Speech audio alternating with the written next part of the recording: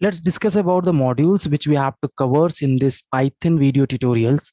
So first we'll start with the overview where we will discuss about history and why should we learn a Python, what their competitor, why should we learn a Python for data science if there are lots of programming languages available. Then we'll install the required software like PyCharm, Jupyter Notebook. Anaconda is a software where Anaconda is providing the Jupyter Notebook and Spider. So initially we'll start with a Jupyter Notebook, and after that we'll also discuss somewhere PyCharm as well, depend on the requirement.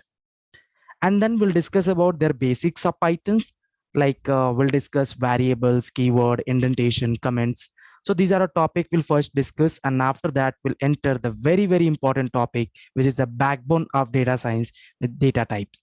So numeric, string, tuple, dictionary, set, these are a data type. This is the primary data type, we can say. We'll discuss then, and after that conditional statement and loop. Okay, so all the topics in a conditional statement and loop will cover, and after that function. So user defined function, inbuilt function, recursion function, anonymous function, return statements. So lots of topic is there in a function. Will cover each and everything. And then package and modules. So Python becomes strong because of large standard libraries. So library is made with packages and module. So we'll discuss that topic as well.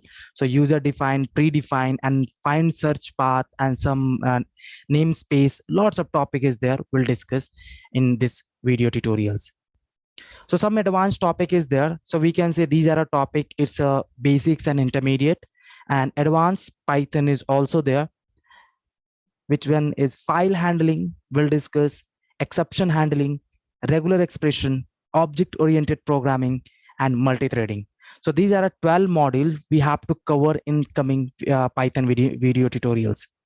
So simultaneously, we also do different assignments and tasks. So you can find it out each and every task and assignment on a GitHub account. Okay, so you can, that will be available on a description in the video. So let's start with the very first one.